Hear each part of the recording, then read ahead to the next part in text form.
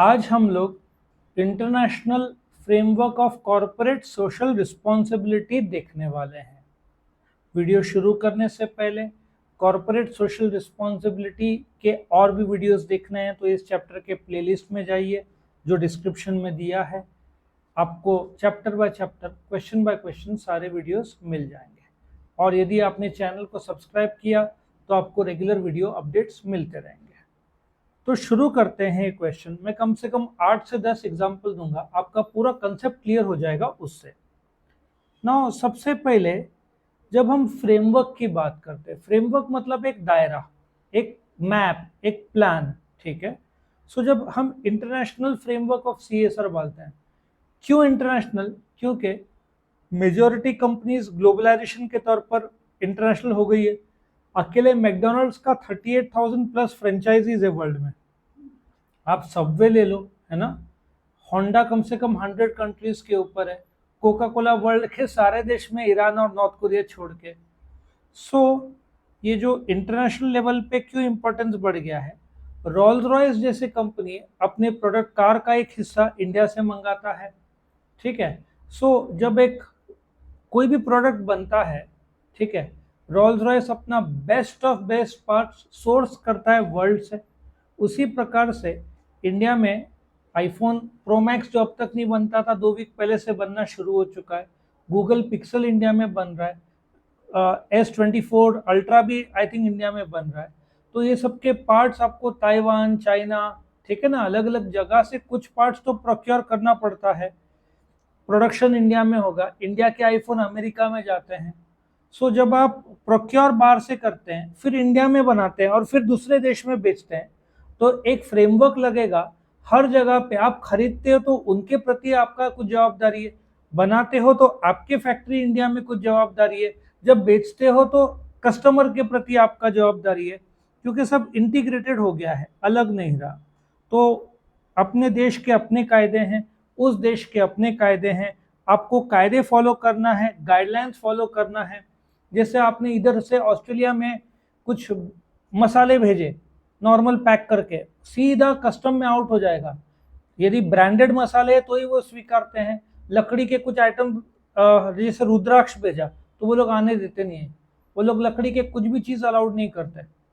आया समझ में? आप धूप लेके जाओ पूजा का कि वहां पूजा करेंगे, कस्टम में ही बोलते हैं नहीं इसको फेंको, सीधा फेंक देते वो लोग। तो आपको कुछ चीजें बोलते हैं ना, कायदे देखने पड़ेंगे। आप ऐसे लेकर गए तो वो रिजेक्ट हो जाएंगे। तो इंटरनेशनल लेवल पे, बिकॉज वर्ल्ड के बेस्ट ऑफ बेस्ट कंपनीज एक जगह पे मैन्युफैक्चर करते होंगे बट खरीदते होंगे दूसरे देश से कुछ पार्ट, फिर बेचते होंगे दूसरे पार्ट में। आ रहा है समझ में?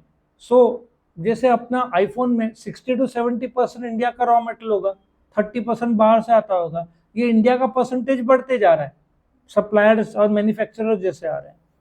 तो इंटरनेशनल लेवल के कुछ गाइडलाइंस हैं, ठीक है।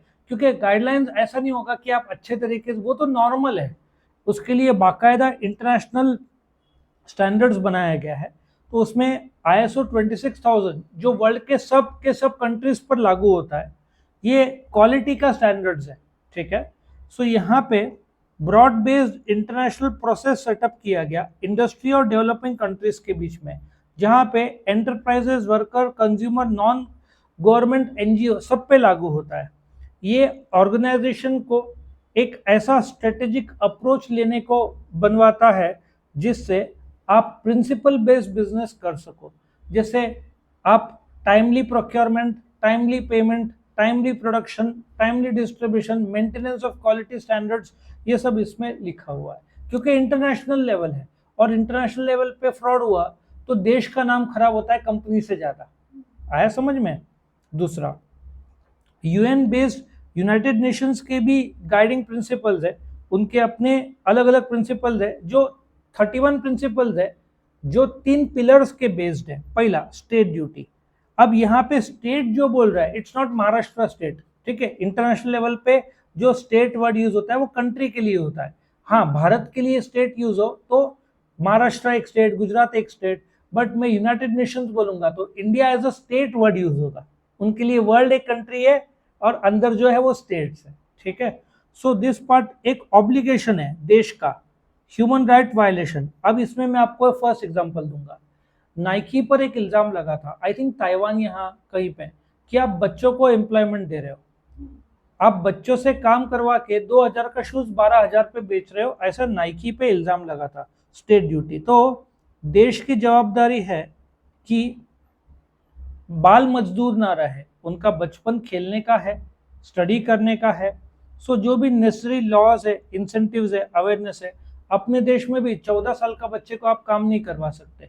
14 साल का बच्चा अप्रेंटाइज, अप्रेंटाइज मतलब 6-8 घंटे का ट्रेनिंग का काम करेगा, उसके भी कायदे, नाइट ड्यूटी नहीं करवा सकते उनसे। सो ट्रेनिंग के लिए आप कर सकते हो, लेकिन उसके अपने कायदे लागू हो जाते हैं। 14 ईयर से तो कम इम्पॉसिबल है, अलाउड ही नहीं है। तो आप कायदे बनाओ जिससे ह्यूमन राइट वायलेशंस ना हो। सोचो ना, बच्चा 8-10 साल का, कुछ पता नहीं, आप उससे काम करवा के ले रहे हो, बचपना छीन रहे हो। तो यूनाइटेड नेशंस बोलता है कि आपका इंटरनेशनल लेवल पे ब्रांड है, लेकिन आप बच्चों का यूज मत करो, ठीक है। उसके लिए हर देश ने अपना कायदा बनाना चाहिए। दूसरा, corporate responsibility, enterprise must respect human rights and to this end must exercise due diligence in proportion of the circumstances, ठीक है। उनको सप्लाई चेन ले लो, सप्लाई चेन में आप पूरा का पूरा केयर लो कि जैसे पोल्यूशन कम से कम करें। अभी फॉर एग्जांपल इंडियन गवर्नमेंट ने एक मस्त कंसेप्ट लाया था कि नॉर्थ इंडिया में मारुति बनता है, हरिद्वार गुड़गांव साइड, ठीक है ना, नॉर्थ इंडिया हरिद्वार साइड। तो वहां से जो कार्स है, एक बड़े ट्रक में जिसमें 6 से 8 कार आएंगे, वो चेन्नई तक जाते थे, ठीक है। जहां तक मेरा नॉलेज है, साउथ में कोई मारुति का प्लांट नहीं है। तो इन लोगों ने एक नया कंसेप्ट ट्राई किया, सप्लाई चेन में शिप से भेजा जाए फ्रॉम हरिद्वार टू चेन्नई, ठीक है। इंडियन गवर्नमेंट ने बोला we will pay you 2000 rupees per car है सब्सिडी। मारुति का कॉस्ट भी सेव हुआ, पोल्यूशन भी कम हुआ, ट्रक की भी जरूरत नहीं पड़ी, रास्ता खराब रहा तो गाड़ी भी अंदर डैमेज नहीं हुए, टाइम भी कम लगा या उतना ही लगा। सो आप कॉर्पोरेट रिस्पॉन्सिबिलिटी, आप बेस्ट सप्लाई चेन जिससे कॉस्ट कम से कम लगे, जिससे पोल्यूशन कम से कम हो, वो यूज करो, ठीक है। Third, access to remedy, the third pillar sets out कि जो रेमेडी है ह्यूमन राइट वायलेशन हो, तो उसके लिए judicial remedies, judicial extra judicial कैसे, कि उस कंपनी को कैसे पनिश किया जाए, ठीक है। For example Johnson and Johnson, जो हिप रिप्लेसमेंट का मैंने ऑलरेडी पिछले वीडियोस में बताया है, जो उनका जो मशीन या जो वस्तु है जिससे हिप रिप्लेसमेंट करते हैं, वो डिफेक्टिव था। वो रिप्लेस करने के बाद में लोगों को मल्टीपल सर्जरीज करना पड़ा, हेल्थ खराब हुआ। उन्होंने बोला हम 25 केस होने वाला था तो 25 लाख, उन्होंने बोला, कोर्ट ने 35 लाख रुपीज देने को लगाया। सो हर देश का अपना एक जुडिशियल सिस्टम होना चाहिए, जिसने कोई भी company corporate social responsibility follow नहीं करती हो, ह्यूमन राइट वायलेशन करती हो। जैसे फटाके के फैक्ट्री, शिवाकाशी सबसे फेमस है इंडिया में, लेकिन बहुत साल पहले पाया गया था बच्चे वहां पे काम करते हैं। आज वहां पे कोई बच्चा काम नहीं करता, गवर्नमेंट ने कायदे सख्त कर दिए। तो फटाके बनाओ, लेकिन ह्यूमन राइट वायलेशन तो नहीं होना चाहिए ना। आ रहा समझ में? सो आगे बढ़ते हैं। See, corporate social responsibility, multinational enterprise. ना इसमें एक मुझे बहुत अच्छा लगता है, मैं एग्जाम मैकडोनल्ड्स का दूंगा। वो कोड ऑफ कंडक्ट है जो गाइडेंस और सपोर्ट देते हैं ट्रेड यूनियंस और दूसरे प्रोटेक्शन के लिए। एक सिंपल सा गाइडलाइंस है एनवायरमेंटल। मैकडोनल्ड्स का आप कभी भी जो कॉफ़ी लोगे या शेक लोगे, उस ग्लास में लिखा होगा मेड फ्रॉम, बोलते ना, क्या बोलते हैं, not the second hand, paper को वापस से मॉडिफाई करते हैं ना, क्या बोलते हैं उसको, जो पेपर है रीयूजेबल पेपर यूज किया उन लोगों ने। So they have not use the paper for the first time, second या थर्ड टाइम वो लोगों ने यूज किया है। सो ये लोग एनवायरमेंट प्रोटेक्शन के लिए, ये लोग बोलते हैं ना, paper recycled is the correct word, recycled paper use करते हैं। फिर गाइडलाइंस, यहाँ पे मैकडोनल्ड्स को एग्जांपल आप यूज कर सकते हो, ठीक है। The guidelines were developed by member states, और ये trade union society for companies. अभी जब गाइडलाइंस बनता है, जब देश बनाता है, मल्टीनेशनल कंपनीज बनाते हैं, तो दे हैव टू फॉलो उस देश के कायदे, ट्रेड यूनियंस। आज एप्पल 30,000 फोन दिन में बनाता है, 3 कंपनीज बनाते हैं और मेजॉरिटी औरतें काम करते हैं, ठीक है।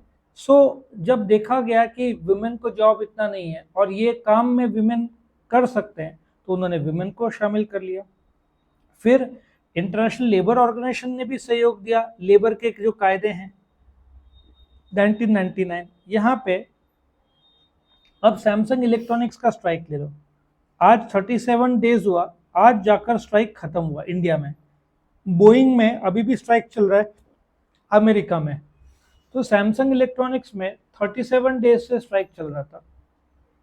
सैमसंग वाले C2 जो ट्रेड यूनियन बनाने का, जो इंडिया साइड से C2 है, वो बोल रहे थे हम ट्रेड यूनियन बनाएंगे, सैमसंग मना कर रहा था। गवर्नमेंट भी इन्वॉल्व हुआ, 37 डेज पे रिवीजन की बात की गई, सैमसंग ने मान लिया। अब जाकर जो कलेक्टिव बार्गेनिंग में दोनों पार्टी एग्री हुए, आजकल 37 डेज फैक्ट्री बंद था उनका। फोर्स लेबर, किसी को दबाव में काम मत करो, चाइल्ड लेबर मत लो, एलिमिनेशन ऑफ डिस्क्रिप्शन, भेदभाव मत करो, ये सब अंडरस्टैंडिंग कंसेप्ट है। लेकिन कंपनी जो इंटरनेशनल लेवल पे व्यापार करती है, उनको पता होना चाहिए कि बेसिक लेवल पे कायदे फॉलो होने चाहिए।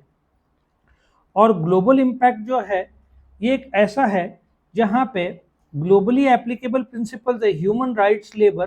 देखो एक सिंपल सी बात है कि दाबोल में एक प्रोजेक्ट था, एनरॉन अमेरिका की कंपनी, उन पे इल्जाम लगा था वो रिश्वत देकर इंडिया में आ रहे थे। वो इतना बड़ा कंट्रोवर्सी हुआ कि वो प्रोजेक्ट ही उनका बंद हो गया। सो 10 ऐसे एरियाज है, human rights, labour, environment, anti corruption.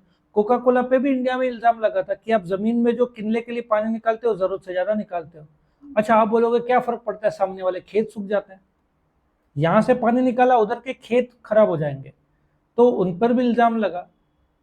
तो आप जब फॉरेन में जाते हो, उस देश के कायदे कानून का रिस्पेक्ट करो। मैकडोनल्ड्स का बीफ नहीं है इंडिया में मेनू में, क्योंकि हिंदू है तो रिस्पेक्ट करते हैं। आपको दुबई में जाओ, बीफ तो मेजरली मिल जाएगा मैकडोनल्ड्स के बर्गर में।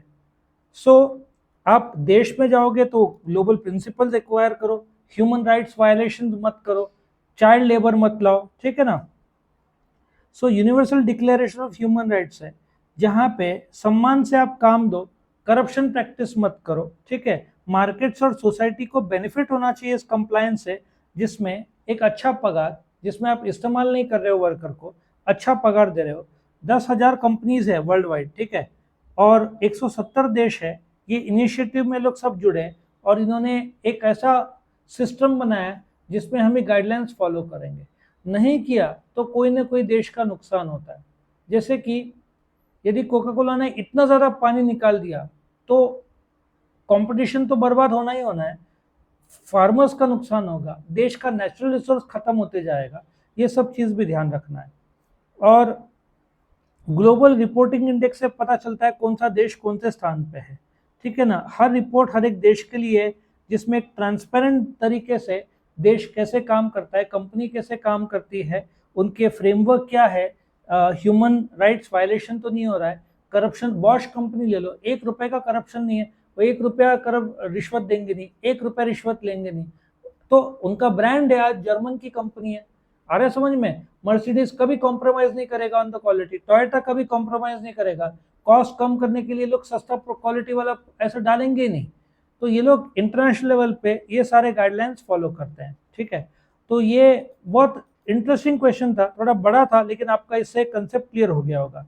वीडियो पसंद आया तो लाइक करना, फ्रेंड्स के साथ जरूर से शेयर करना ताकि उनको भी नॉलेज मिल सके। चैनल को सब्सक्राइब करना तो आपको रेगुलर वीडियो अपडेट्स आ सके। तो ये क्वेश्चन था इंटरनेशनल फ्रेमवर्क ऑफ CSR, 6 से 10 मार्क का और 15 मार्क का भी आ सकता है, तो अच्छी तरीके से कर लेना।